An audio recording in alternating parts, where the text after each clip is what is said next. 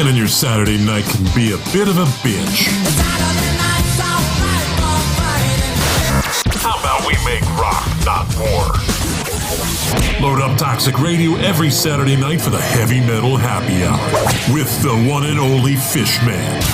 I don't know how to put this, but I'm kind of a big deal. There will be interviews, ticket giveaways, a little bit of banter with Toxic Mike, and of course great metal from the 80s all the way through today. Starts at 7 p.m., runs until Fish says it's over. Get out. Catch it only on Toxic Radio. Don't play it safe. Play it toxic. Hey, buddy. Raw. Hey, man, that's a sweet Heavy Metal Happy Hour t-shirt. Where'd you pick that up? Thanks, dude. I got it at the Toxic Radio shop. Toxic Radio has a shop? Yeah, dude. It's in the app. Or online at toxicradio.net. That is sweet. Yeah, and I also got a rockin' Toxic Radio hoodie and a Red Band Underground shirt. Dude, I'm gonna look so rockin' at the party tomorrow. Well, I think you look pretty now.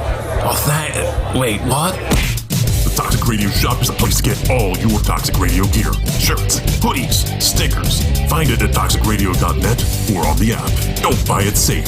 Buy it toxic. Hey, where you going, man?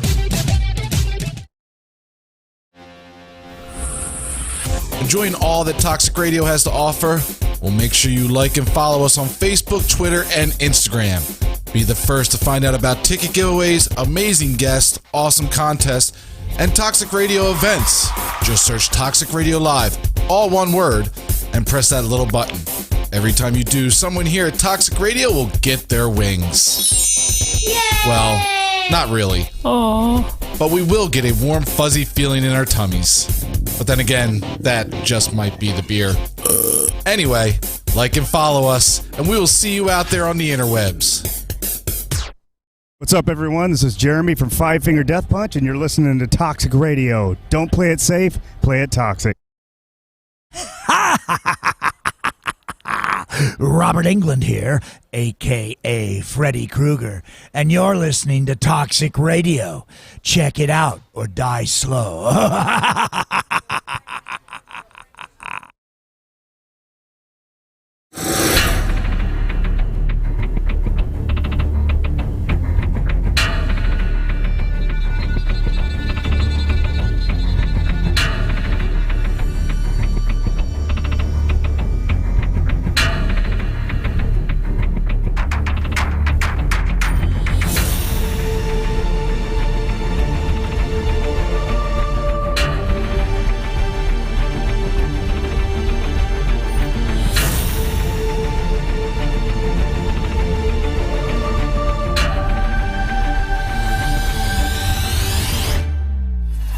Welcome to Paradelphia Radio. This is Rick Pruitt, once again here in the Toxic Studios, and I am with my longtime nemesis, Mr.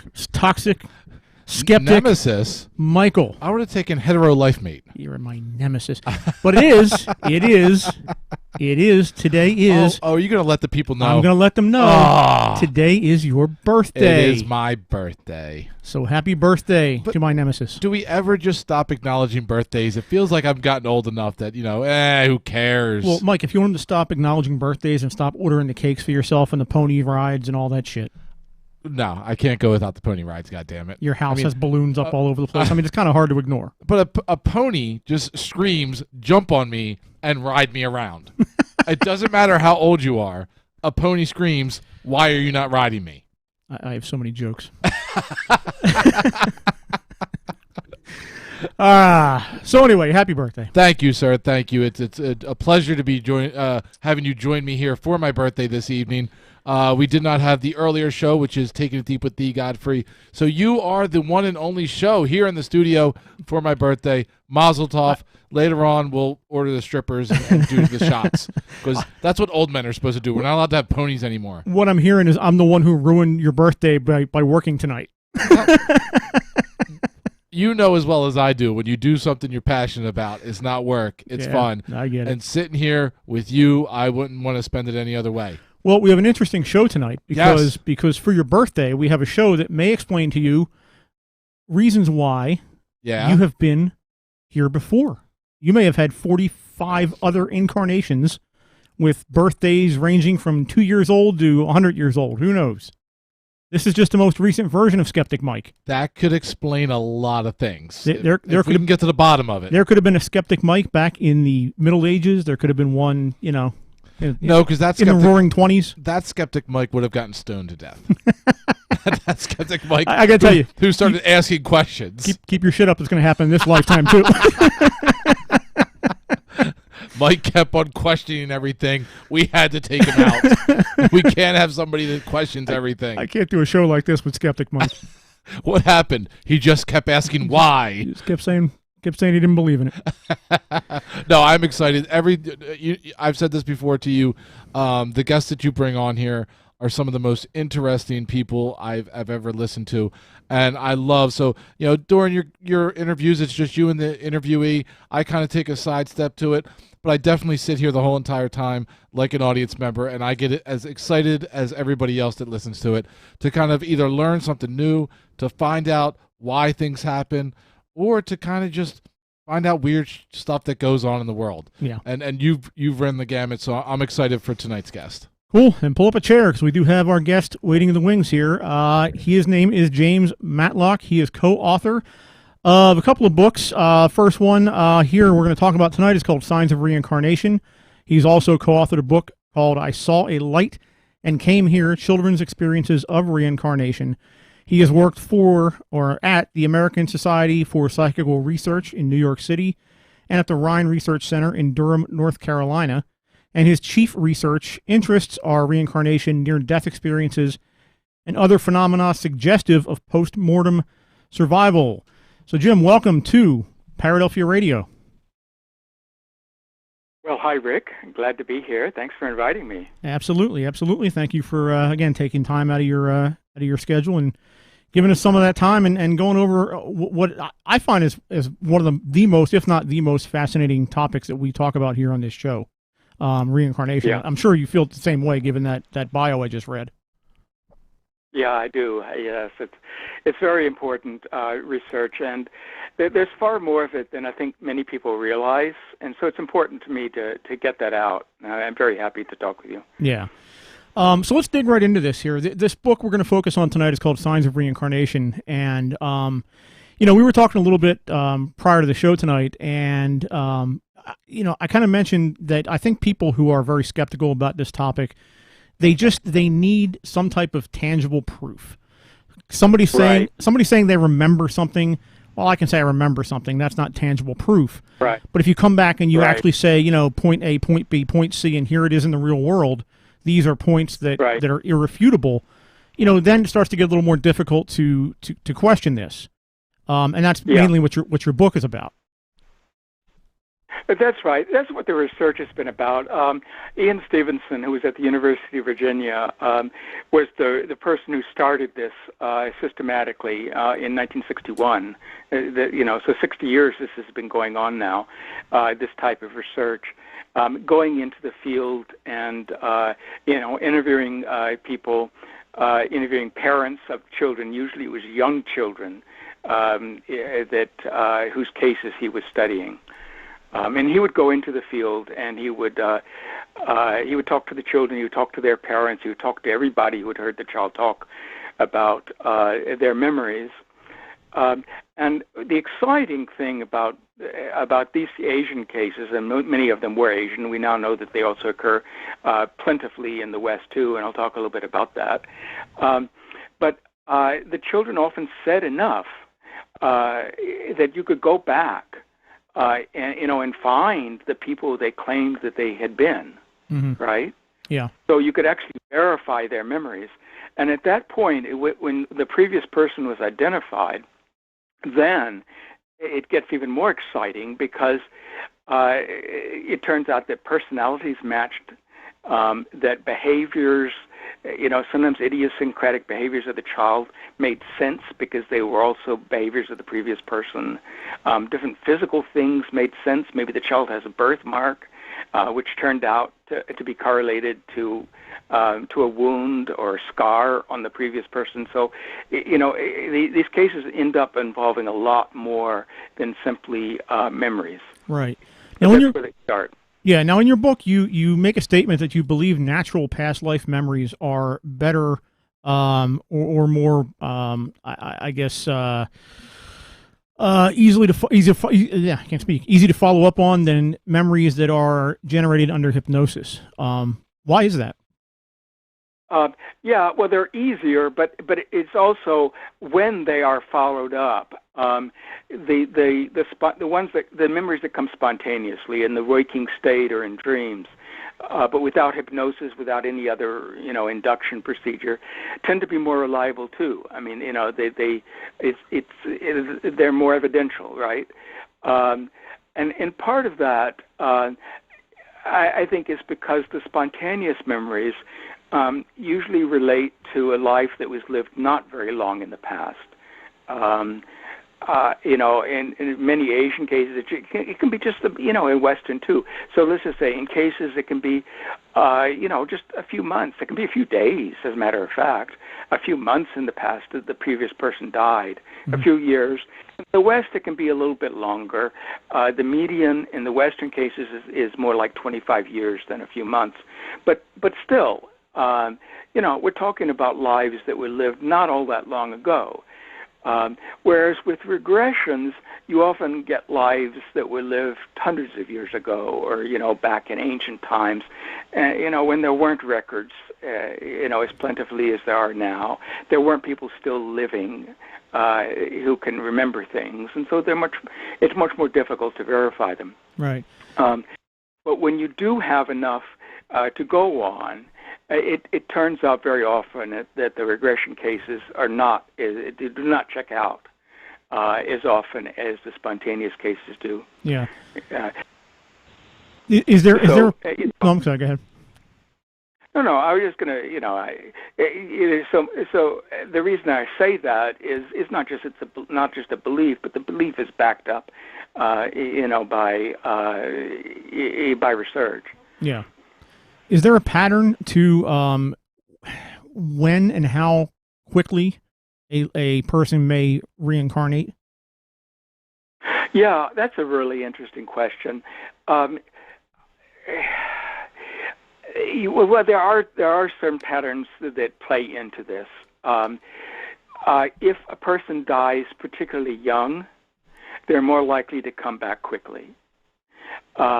If a person dies violently, they're more likely to come back quickly. And interestingly enough, if they die by suicide, they're especially likely to come back quickly. Interesting. So it's almost like if it was not, your life was not meant to end, or you didn't get a chance to fulfill your purpose. Do you think that plays into it? Yeah, I think it does. I think it has to. One of the variables that we look at is what we call unfinished business, right?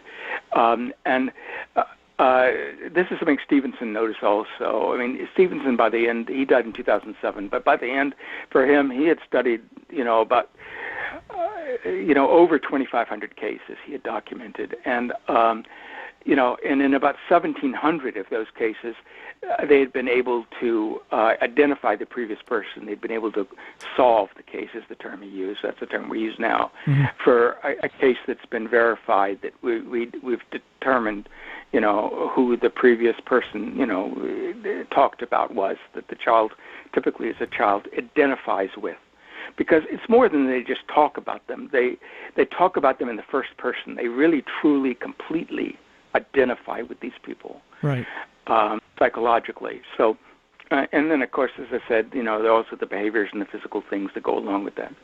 Yeah, and children that have these past life memories, that's to me, that's the most compelling thing of all, because, these kids, they don't have any concept. When I was 4, 5, 6, 7 years old, I had no concept of what a past life even was to make up some kind of a story, let alone have it be a story where you actually had fine points that matched up in real life.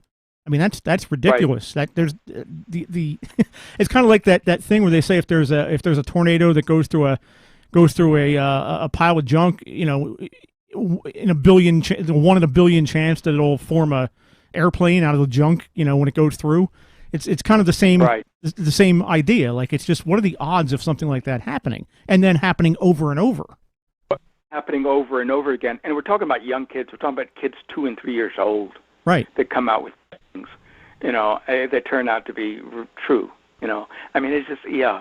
I mean, and when you see so many of these cases, and they fit into various patterns that we'll talk about, I'm sure. Yeah. I mean, you get to the point where reincarnation no longer simply has to be just a belief. There really is evidence for it now. Right. And as we become, if you really study this evidence, you can get to the point where you don't have any question anymore. I mean, Right. It just becomes intellectually irresponsible not to acknowledge it. Right. Now, your book. I'm sorry. Go ahead. Yeah.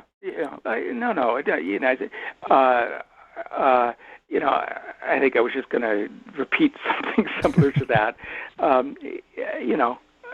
So the thought was complete. Go ahead. Yeah. Well, your book, Signs of Reincarnation, we've been talking about these childhood memories, and your book starts out with a really, really interesting case from Louisiana about a little girl who was killed in on the ground in a plane crash that happened in a small town in Louisiana back in the early 70s, I believe. Can you explain what happened there? Actually, it was the 80s, not the 70s, that she died. Sorry. It was a Pan Am plane. Pan Am plane took off from the New Orleans airport, hit a low-altitude wind shear, and crashed into a residential neighborhood less than a mile from the end of the runway. So it was like immediately upon takeoff. Mm-hmm. It came right down. And, of course, everybody on the plane was killed, but 6 people on the ground were killed, too. Among them, this girl, 11-year-old girl, who was in the carport of her house talking on a phone. Now, back in 81, I mean, we didn't have cell phones, I mean, this would have been a wired phone. The kitchen door was right opposite, I went to this neighborhood, and, her house was totally gone now. I mean, there's another house in its place. But there was another house in the neighborhood, just a couple of blocks away from it, where I saw a carport with a swing. I mean, in this neighborhood, there actually are swings in the carport. They're on the side, the outside, so there's plenty of room for parking the car too. But they're on the outer side of the carport so that you can swing, and if it's a sunny day, you swing out into the sun, and you come back. Or you can just sit still under the carport. But anyway, she was sitting on the swing in the carport, and she saw this plane crash coming right towards her, right? So she was killed. She was one of the people on the ground who was killed then. Mm-hmm. And the case was actually of an Oklahoma girl, so not a Louisiana girl who remembered her life, but an Oklahoma girl in a completely unrelated family who was born she was 10 when I interviewed her, and I'm trying to think where we're 20,000. We're in 2021 now, so but she was born many years after that, and one thing that makes it and she recalled this, but one of the things that makes this a very interesting case is that before she began to recall what had happened, that is the plane crash and so forth, she started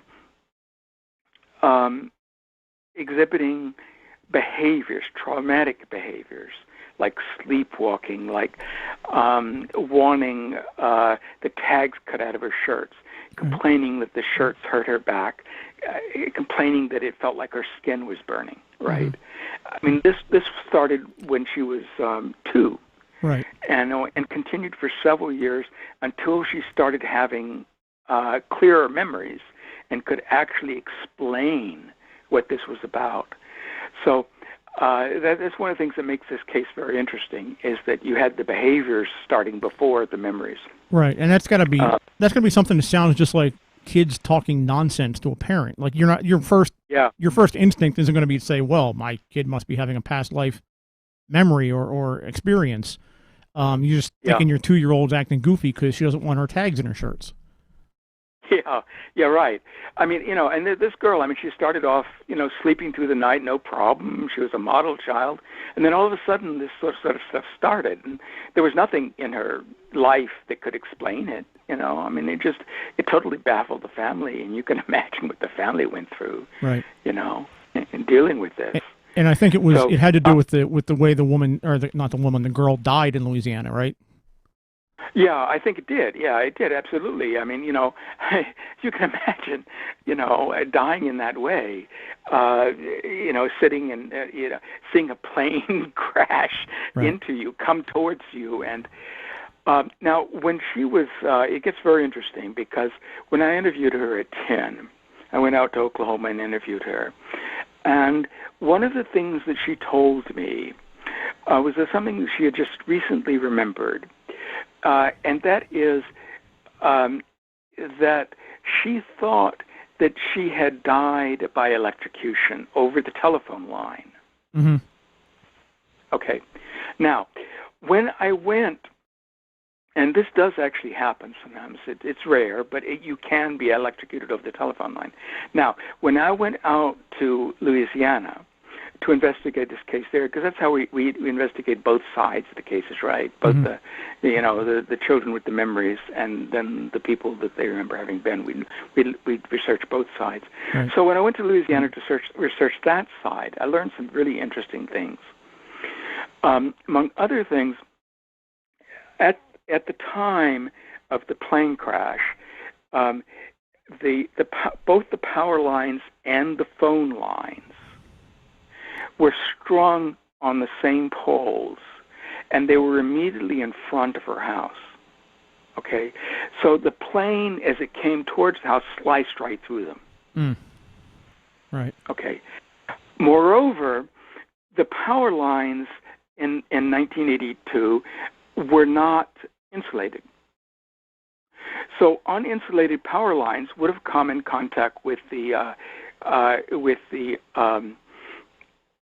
phone lines, which were strung 18 inches or so below them, right? I mean, so it's possible then that there would have been a charge sent up the phone line. Mm-hmm. It did blow the transformer, and the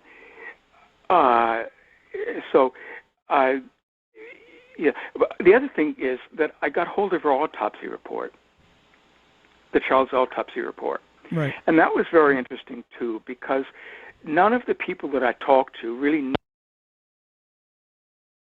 Whoop. I think we just lost Jim. We'll try and get him back on here. All right. The phone line dropped here. Let me go. Oh, my.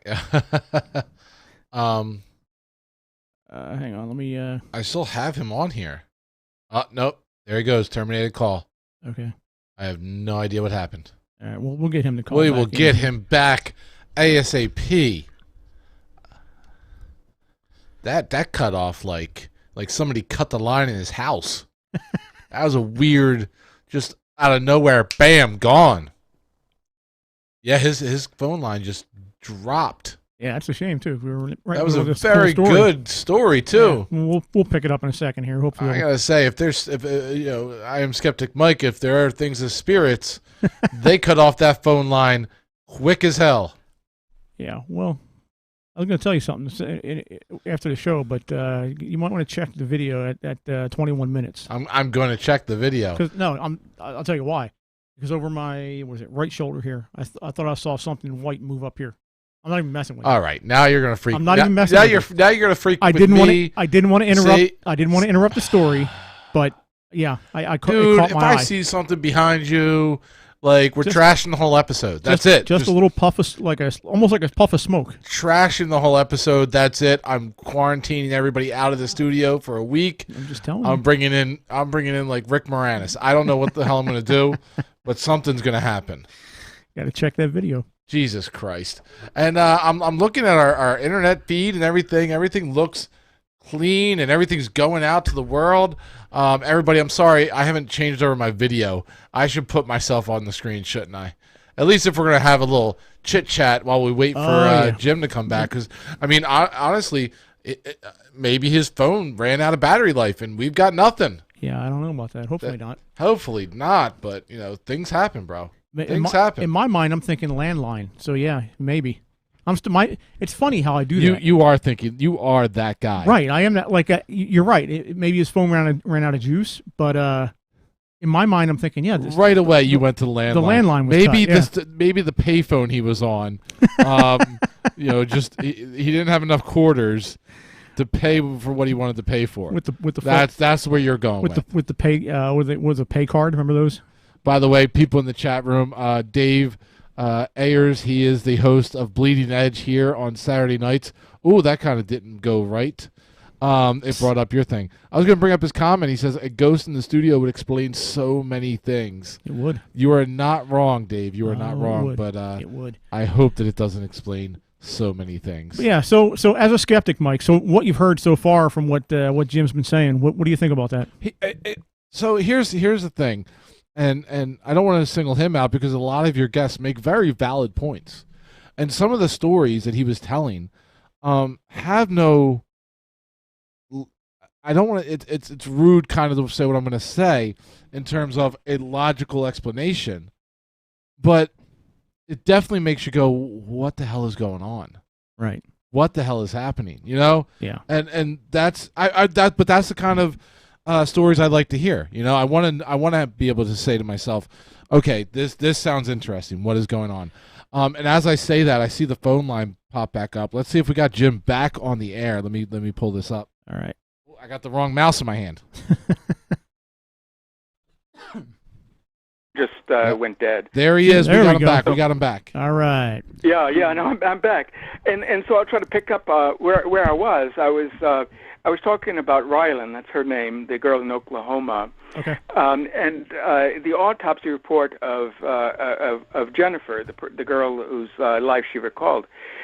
And I was about to say that when I got hold of the autopsy report said that she was lying on the floor of the carport, which indicated that the plane that crashed into her house did not hit her.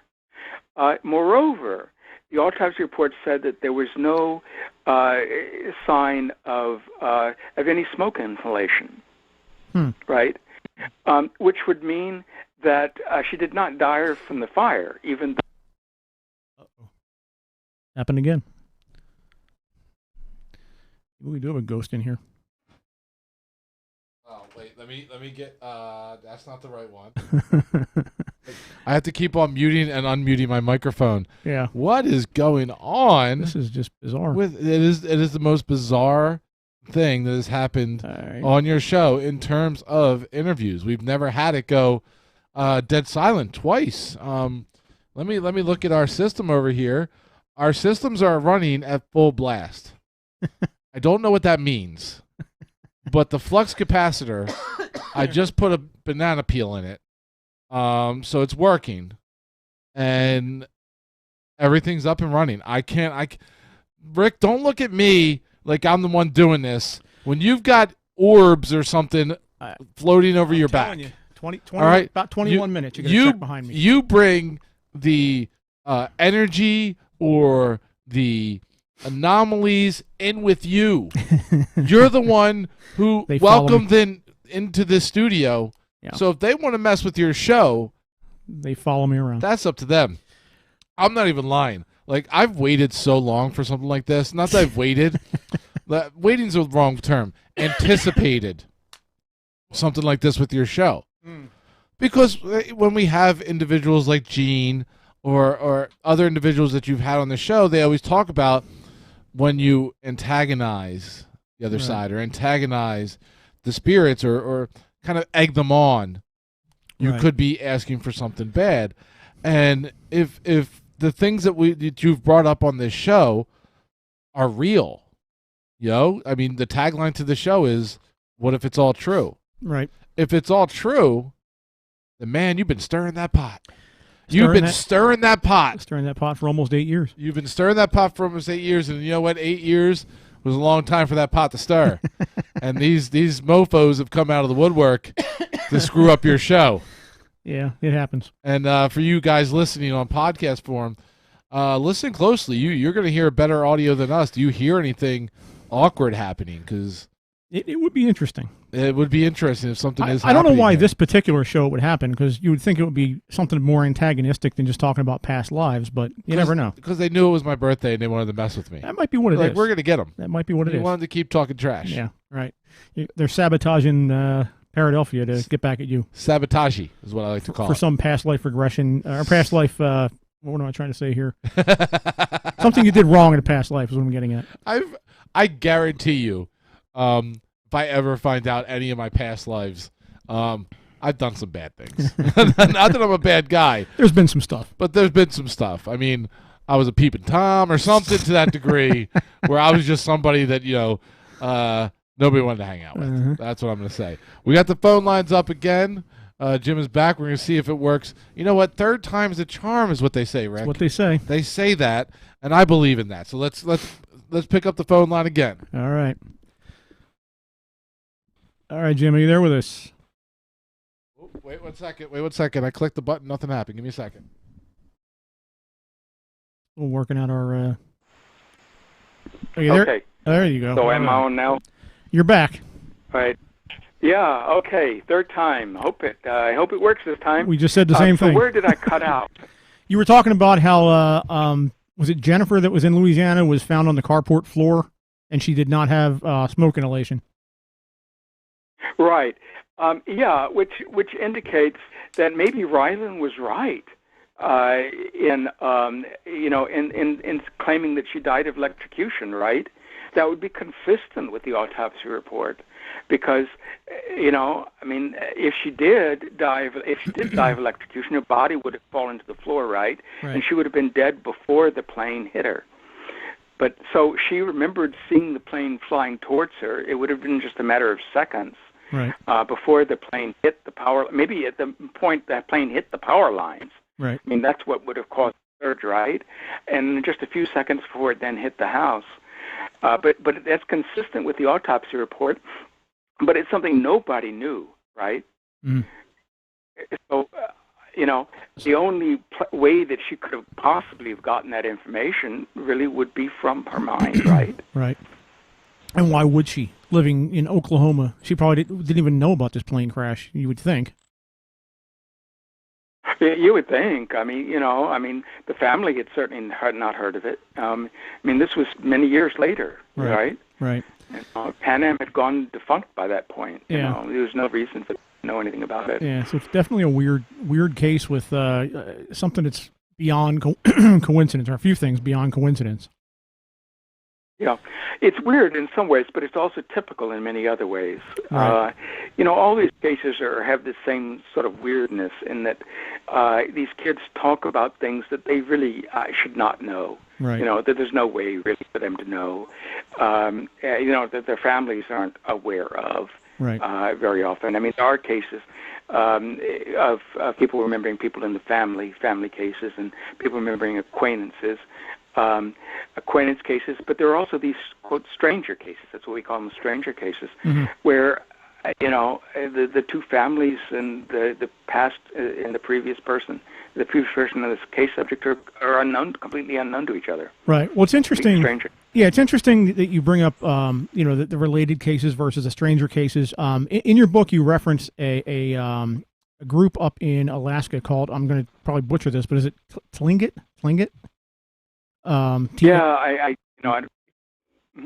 Yeah, it's just I'm not sure if I'm pronouncing that right, but it's a what would we call it? Not a tribe, but what am I trying to say here? Indigenous. Yeah, Native American Indian. Native American Indian, yeah. Group, right. They have something in their belief system called a planned reincarnation. What is a planned reincarnation? How does that work according to the Tlingit up in Alaska? Right. Well, I mean, first I should say, well, planned reincarnations are simply where somebody decides before they die where they want to come back, and it's not exclusive to the Tlingit. I mean, you find cases like this all over. There's a Brazilian case, there's an Indian case. They're particularly common, these planned reincarnations in animistic cultures, tribal cultures like the Tlingit, but they're not exclusive to them. But that's all it is. It's just deciding before they die where they want to come back. So who do they appeal to for that? You know what I'm saying? Like who are they? When you say they decide beforehand, I mean, is it just they make a statement in general, or are they appealing to a deity, or how does that work? No, I mean, they're very specific sometimes in saying that they want to come back to this or that family. I mean, there's a Tlingit case where a person chose a particular family because he said that and he chose not to go to other relatives. Now, the Tlingit are interesting, and this is true of many societies, tribal societies with clans, with lineal. I'm an anthropologist by training. Lineal social organization, which means that they trace kinship exclusively through the mother or through the father, right? And instead of bilaterally like we do, where both parents are taken into account, it's straight through the mother. And in societies like that, you tend to get almost all cases being in the family and in that side of the family, right? And so they would expect to come back, a Tlingit would expect to come back to a matrilineal relative, right? Right. And so, but there's certain relatives that he did not want to come back to, and he told them, I don't want to come back. I want to come back to this other person who was a little bit more distant, but also, in the proper kinship position. Because it's acquired a family, and the father was a good hunter, could provide well for the family, and so forth. So, he made a very rational choice of where he wanted to return, and then, sure enough, a child that was identified as him, who grew up to have his memories, was born there. Right. So it looks like he actually did it. Yeah. Now, the Tlingit culture, in your book, you mentioned how they frown on children continuing to speak on reincarnation after adolescence. But the culture or the society around them does continue to still look at each person as if they were, so-and-so from a previous life, even though the children or adolescents at that point are discouraged from continuing to speak on it. Has this caused any kind of, that you are aware of, any kind of mental health issues as far as self-identity or identity crises with these kids that have become young adults, and they're kind of in a position where they can't really figure out who they are, I wouldn't imagine. Or how does that work in their culture, do you know? Well, in general, everywhere, including in Tlingit culture, the memories fade naturally by late childhood.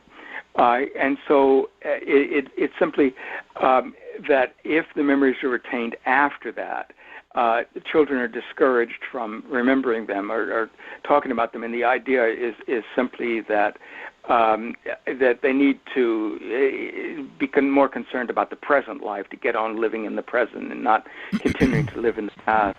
Right. But those sorts of conflicts between past and present are found in every culture. This, again, is not exclusive to the Tlingit. And most children, even Tlingit children, will forget, naturally will forget the previous life before that. So it's not an absolute thing. I mean, if children do have continue to have memories, they are sort of discouraged from talking about them. But I knowing what these cultures are like, the Amerindian cultures, they're not going to be, they're not going to, be hard and fast about it, and and make the children uncomfortable or anything. Right. It's just an expectation, and it's a mental health issue because the longer they continue with these memories and holding on to the past, the harder it is to live in the present. Yeah. Now, one of the signs you mentioned in your book is the appearance of either birthmarks or physical defects in the reincarnated person that correspond Yeah. with how that person believes they died in a previous life. How prevalent are those cases? Yeah. Well, it's not just how they believed. It's often the life that you can verify, right? Right. And when you can verify the life, you can go and you can get, like I did for Ryland, the autopsy reports. You can get medical reports. You can get police reports. You can verify how a person died, right? Mm-hmm.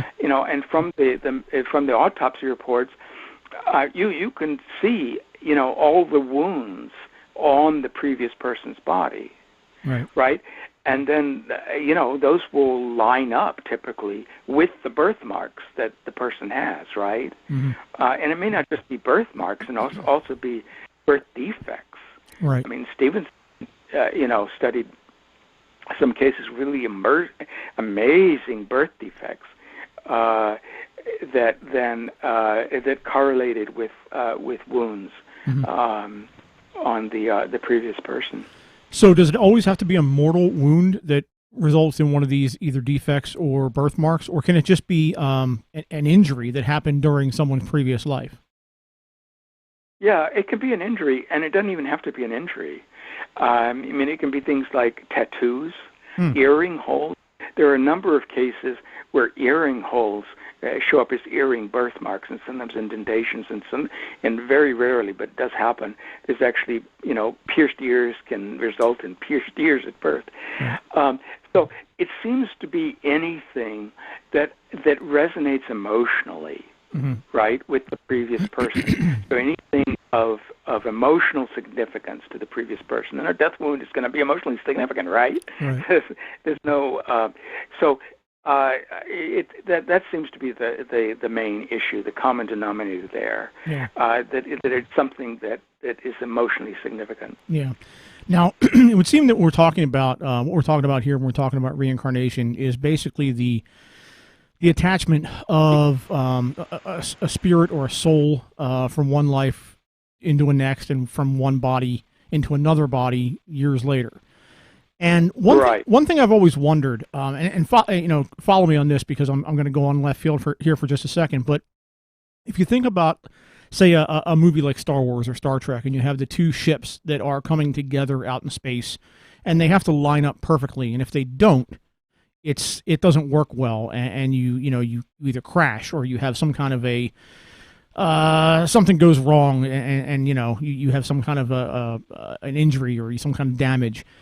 Now, if you look at this type of situation, the reincarnation and the spirits reattaching themselves, is it possible, and has it been thought of, that maybe these reincarnations that wind up with either mental or physical illness in the next life are mistakes in docking, so to speak, in having the spirit not quite match up, and there being some kind of a mistake in connection with from one life to the next?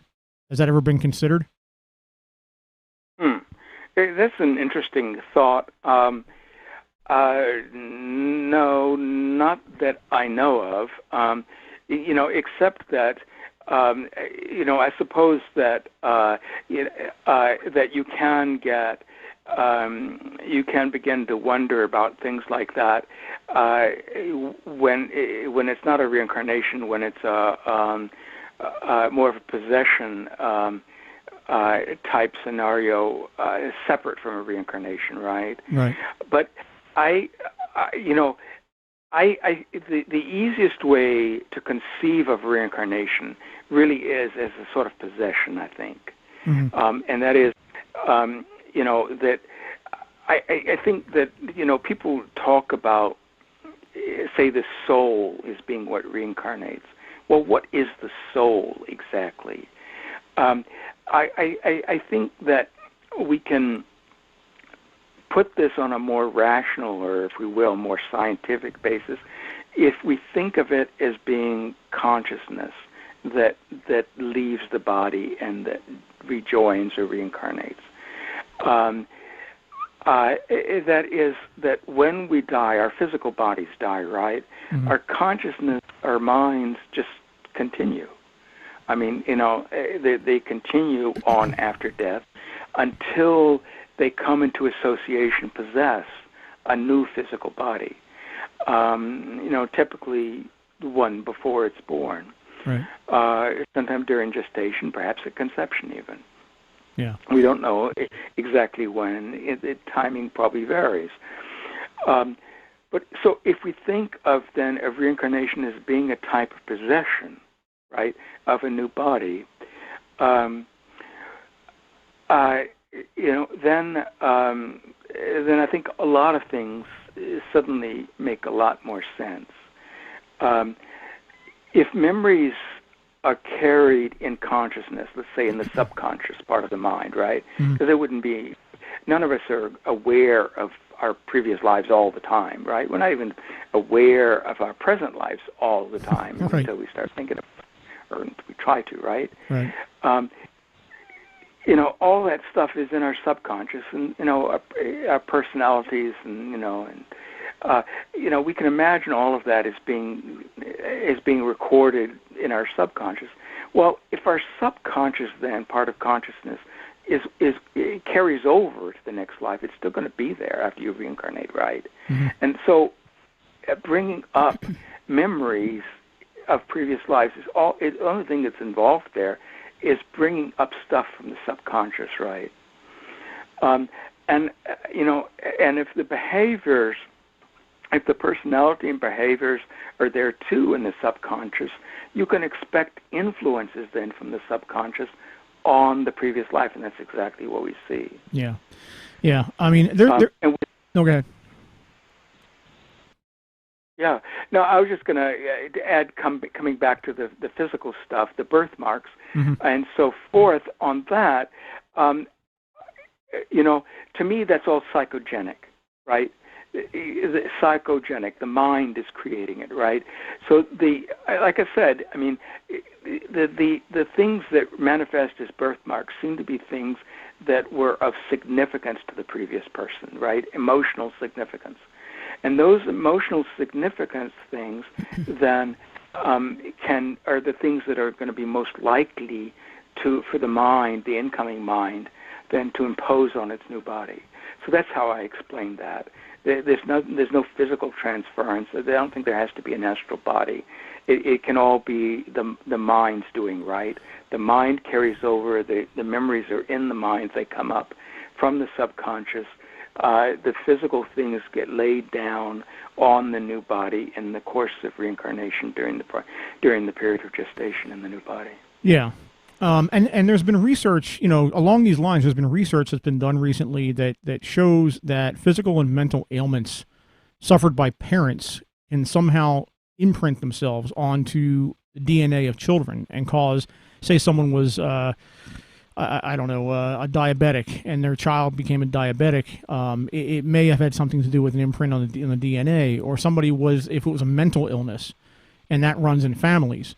This is it's research we've talked about on the show a few times, and if this is true, if they can come around and prove this for sure, and if wounds manifest from one lifetime to another in the form of defects or whatever we're talking about here as far as birth defects or birthmarks, wouldn't this suggest that who or what we truly are have nothing really to do with our physical shell and everything to do with some non-tangible, let's call it a soul? And could we follow these breadcrumbs, and somehow prove life after death, or at least the existence of the soul, by using past life regression and these birthmarks and these clues and these signs like you're talking about in your book?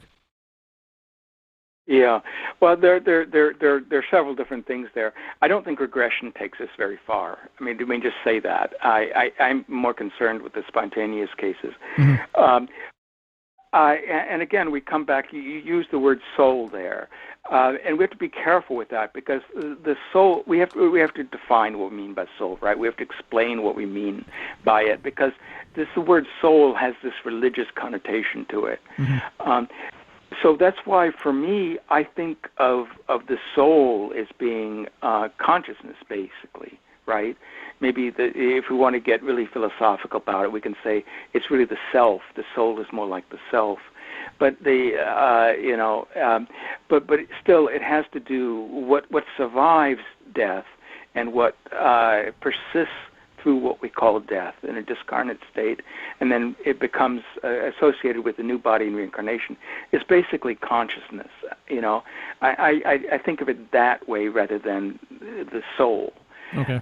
Because it makes it much easier then to make make everything more understandable in scientific terms. Yeah. When we use the term consciousness, which we all have. I mean, there are disputes about what exactly consciousness is, but we all know we know experience it, so we know it exists. It's like, what is gravity? Well, we know the effects of gravity. Right. We don't know what causes it, but right. So if we say consciousness, we start off on better footing than if we say soul, right? But yes. I mean, I think all of this does point to a consciousness which is separate from the body, right? Mm-hmm.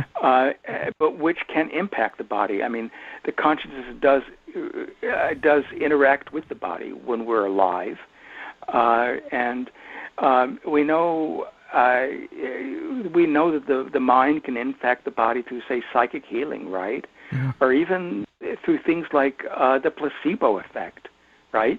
Right. Where somebody is given an inert substance, made to believe that it's real and has the effect as if it were a real drug, when it's nothing, right? So, how does that come about if not through the mind? Right. Right. So, so I think there's already a lot of evidence that the mind can affect the body. And so all I'm suggesting then really is the mind can affect the body going all the way back to the beginning of its connection to the body in reincarnation. Yeah. Yeah, this is an interesting topic. Honestly, I could sit here and talk for another couple hours about this with you, but unfortunately, we have to start wrapping up. But I do want to thank you again for coming on the show, and it's been a pleasure having you on. This is really interesting stuff, and just this one book alone, we could dig into for another couple hours here.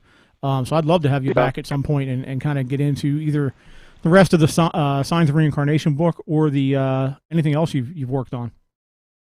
Yeah, well, there's a whole lot more to talk about. I'm sorry for those interruptions. This hasn't happened before. Nah, it's no problem. I haven't had phone calls drop like that twice. Yeah, it happens. But I'd be happy to come back if you'd like to do it at some point. There's a whole lot more to talk about, as you say. Yeah, absolutely. But before you go, could you let our listeners know where they would go if they wanted to find anything that you've been working on, any of your books, any kind of research you've been working on, if they've taken an interest in the topic?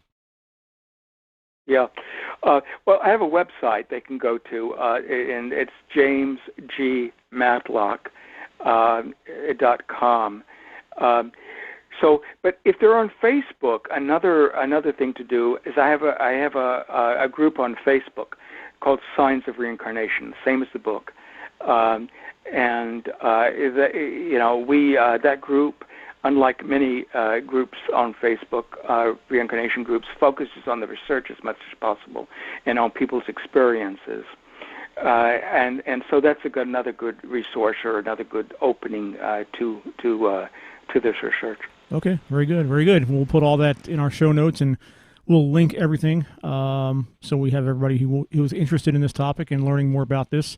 They can find your work and your books. And again, I could tell you from personal experience, they're really interesting, and the case studies are incredible. So I'll definitely love to have you back. Again, I appreciate your time, and just have a great night, and we'll talk to you soon. All right. Well, thanks, Rick. Look forward to talking to you again. All right. Take care. All right. That was James Matlock and his book. One of the books he wrote, and the one we talked about most tonight was Signs of Reincarnation. And, again, this is one of those topics that we've discussed over and over the years on the show in various contexts. And it's interesting to have somebody on that's actually done some hard-nosed research into this. He mentioned at one point in the show he's got a PhD in anthropology. I don't think I mentioned that in the bio. But he's not only, someone who's a very intelligent person, obviously, and someone who has had their hand in this type of thing as far as being members of the different psychical research institutions and things like that over the years. It's hard. It's becoming harder and harder, like he said in the interview, to deny that this is a reality. And I just think that one of the things that's keeping people from buying into this wholeheartedly is that it doesn't happen to everybody. Not that reincarnation doesn't happen, but that the memories don't happen readily to everybody. So if you're one of these people who doesn't have these spontaneous memories or didn't as a child, you kind of look at it like, yeah, but it didn't happen to me. And it's got to be, I can understand that. I get it. Like, I get that it's not an easy thing to buy into, but that's where you kind of have to fall back on the research that is done by other people like Jim and many before him, and kind of look at that and say, yeah, it didn't happen to me, but there's all this evidence. It's tons and tons of evidence out there. Even somebody like Skeptic Mike has to buy into this eventually. Come on, Mike. Eventually. Eventually. The one part that I liked when you started talking about souls, and I liked his response where, it has such a religious, backing to the word soul. But I understood what you were saying and where you were going with that. Right. And I have that whole thought process that, we have our being. We are just giant walking sacks of meat. I mean, right. At the end of the day, that's what we are. Right. What makes us us and gives us our personality and everything is something that is very well unexplained in terms of what gives us us. You know what I mean? Right. And it is so weird to think of that just going to nothingness after we pass. And that would, like, I've said it before on the show, I believe in energy.